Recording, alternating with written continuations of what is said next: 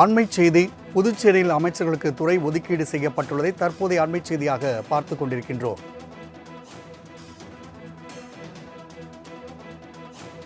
புதுச்சேரி மாநிலத்தில் அமைச்சர்களுக்கு துறை ஒதுக்கீடு செய்யப்பட்டுள்ளதை தற்போதைய அண்மைச் செய்தியாக பார்த்துக் கொண்டிருக்கின்றோம்.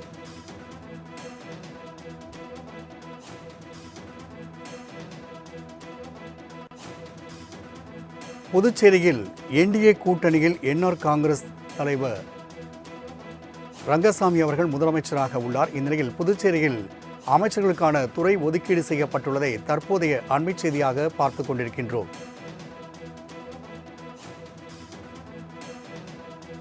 சட்டமன்ற உறுப்பினராக அவர்கள் பதவியேற்றுக் கொண்ட நிலையில் தற்பொழுது அமைச்சர்களுக்கான துறை ஒதுக்கீடு செய்யப்பட்டுள்ளதை தற்போதைய அண்மைச் செய்தியாக பார்த்துக் கொண்டிருக்கின்றோம்.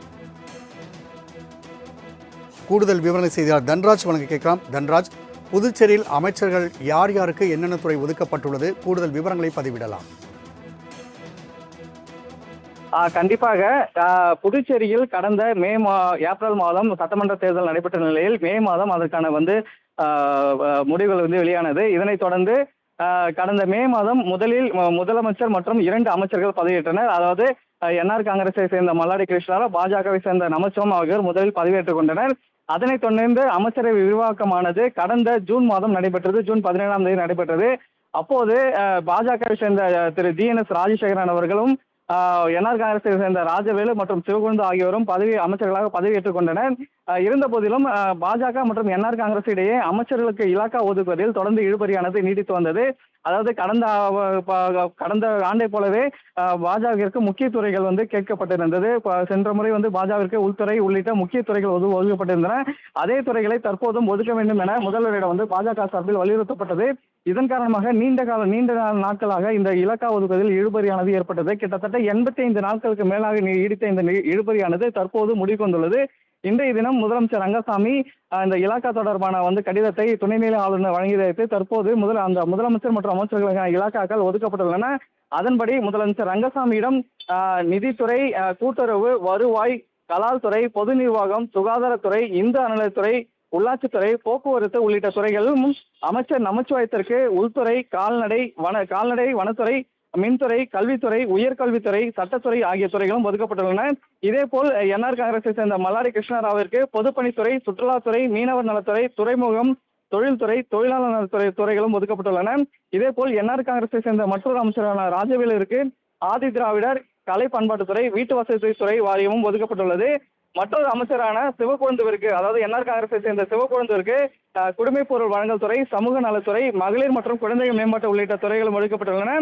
மேலும் புதுச்சேரியில் அதிக வாக்கு வித்தியாசத்தில் திருநள்ளா தொகுதியில் வெற்றி பெற்ற பாஜகவை சேர்ந்த அமைச்சர் திரு GNS ராஜசேகரன் அவர்களுக்கு மிக முக்கிய துறையான அதாவது பொது வேளாண் துறை மற்றும் விளையாட்டு, DRDA உள்ளிட்ட துறைகள் ஒதுக்கப்பட்டுள்ளன.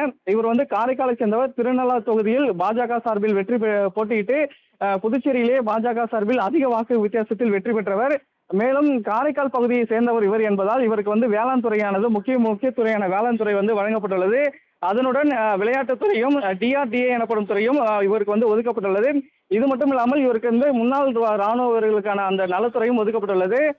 கடந்த 85 நாட்களுக்கு மேலாக நீடித்த இழுபறியானது தற்போது முடிவுக்கு வந்துள்ளது.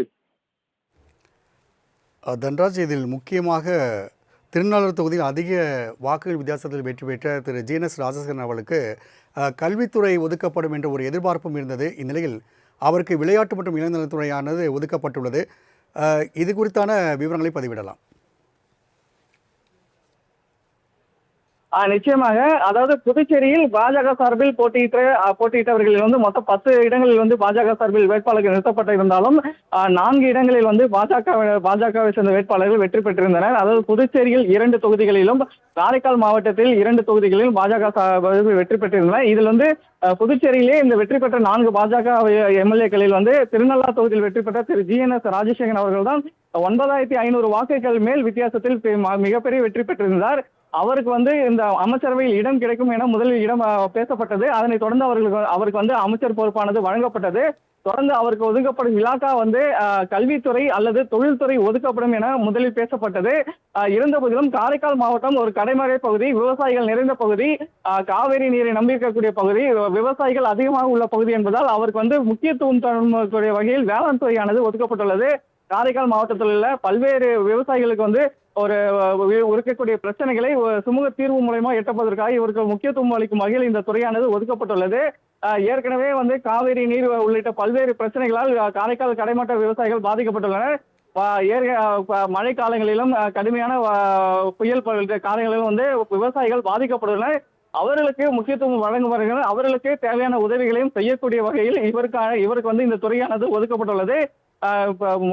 தான் போட்டியிட்ட 2வது சட்டமன்ற தேர்தலில் வந்து வெற்றி பெற்று முதல் முறையாக தேர்ந்தெடுக்கப்பட்ட சட்டமன்ற உறுப்பினராக முதல் முறையாக நுழையும் போதே ஒரு அமைச்சர் என்ற பொறுப்புடன் திரு ஜீனஸ் ராஜசேகரன் அவர்கள் வந்து சட்டமன்றத்தில் நுழைந்தது. தற்போது ஒரு வேளாண் துறை முக்கியத்துறையான ஒரு வேளாண் துறை அமைச்சராகவும் தற்போது வரக்கூடிய சட்டமன்ற கூட்டத்தொடரில் அவர் வந்து பங்கேற்க உள்ளார்.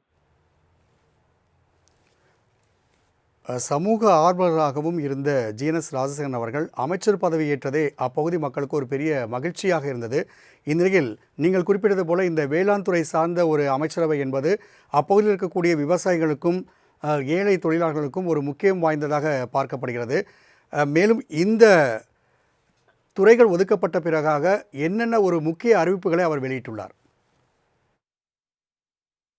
நிச்சயமாக. அதாவது ஏற்கனவே அமைச்சர் பொறுப்பேற்ற பிறகே வந்து அவர் வந்து காரைக்கால் மாவட்டத்தில் மொத்தம் 5 தொகுதிகள் உள்ளன. அந்த 5 தொகுதிகளில் உள்ள பல்வேறு வந்து பிரச்சனைகளை சீர் செய்யப்படும் என அவர் வந்து முதலில் அமைச்சர் பதவியேற்றும்போதே தெரிவித்தனர். முக்கியமாக அங்கு இருக்கக்கூடிய ஏரி குளங்களை தூர்வாரப்படும் எனவும் அதற்கான விவசாயிகளை பாதுகாக்கும் வகையில் ஏரி குளங்கள் தூர்வாருவதற்கான நடவடிக்கை வந்து ஏற்படுத்தப்படும் என தான் அமைச்சராக பதவியேற்றும் போதே அவர் வந்து தெரிவித்திருந்தார். இந்த நிலையில் தற்போது அவருக்கு வந்து இந்த வேளாண் துறை ஒதுக்கப்பட்டிருக்கிற நிலையில் வந்து அந்த விவசாயிகளுக்காக அவருக்கு வந்து என்னென்ன திட்டம் அதன் மூலம் கொண்டு வரப்பட முடியுமோ அந்த அனைத்து திட்டங்களையும் கொண்டு வருவதற்கான நடவடிக்கை மேற்கொள்ளப்படும் என தெரிவித்திருக்கார். இது மட்டும் இல்லாமல் இன்னொரு முக்கிய துறையான விளையாட்டுத்துறையும் அவருக்கு வந்து ஒதுக்கப்பட்டுள்ளது. அதன் அடிப்படையில் காரைக்கால் மாவட்டத்தில் வந்து விளையாட்டுக்கு முக்கியத்துவம் தரும் வகையில் மைதானங்கள் அமைக்கிறது நடவடிக்கை வந்து அவர் வந்து மேற்கொள்வதற்கான உறுதியளித்துள்ளார். ஏற்கனவே புதுச்சேரியில் வந்து விளையாட்டு துறையில் வந்து அதிக நிதி கொடுக்கப்பட்டிருந்தாலும் மாணவர்களுக்கு வந்து பள்ளி மாணவர்களாக இருக்கட்டும் கல்லூரி மாணவர்களும் அவர்களுக்கான போதிய அந்த விளையாட்டு மைதானங்கள் இல்லை என்ற ஒரு குறை வந்து இருந்து கொண்டிருக்கிறது. தற்போது விளையாட்டுத்துறை அமைச்சராக பொறுப்பேற்றுள்ள திரு ஜிஎன்எஸ் ராஜசேகரன் அவர்கள் இந்த பள்ளி மாணவர்கள் மற்றும் கல்லூரி மாணவர்களுக்கான முக்கியமான அவர்கள் வந்து இந்த விளையாட்டில் வந்து ஆர்வம் இருந்தாலும் அவர்களுக்கு விளையாடுவதற்கு மைதானம் உள்ளிட்ட அடிப்படை வசதிகள் வந்து அவர்களுக்கு வந்து இல்லாமல் இருக்கிறது. இதிலேயே வந்து அவர் வந்து தீவிர கவனம் செலுத்தி அவர்களுக்கான அந்த விளையாட்டுக்கு முக்கியத்துவம் கொடுக்கும் வகையில் அந்த மைதானங்கள் மற்றும் அந்த விளையாட்டு சம்பந்தப்பட்ட அனைத்து உதவிகளையும் முதலில் வழங்கப்படும் எனவும் அவர் தெரிவித்துள்ளார். தன்ராஜ், தகவலுக்கு நன்றி. புதுச்சேரி மாநில அமைச்சர் ஜிஎன்எஸ் ராஜசேகரனுக்கு 6 முக்கிய துறைகள் ஒதுக்கீடு செய்யப்பட்டுள்ளன. அதன்படி வேளாண்மை மற்றும் விவசாய நலத்துறை, விளையாட்டு மற்றும் இளைஞர் நலன்துறை ஒதுக்கீடு செய்யப்பட்டுள்ளது. அதேபோல சமூக மேம்பாடு, ஊரக வளர்ச்சி முகமை, ஊரக வளர்ச்சி, முன்னாள் இராணுவத்தின் நலத்துறை ஆகிய துறைகள் ஒதுக்கீடு செய்யப்பட்டுள்ளன. அண்மை செய்தியாக பார்த்துக் கொண்டிருக்கிறோம். இது குறித்தான தகவலை நமது செய்தியாளர் தன்ராஜ் வழங்கவும் கேட்டோம்.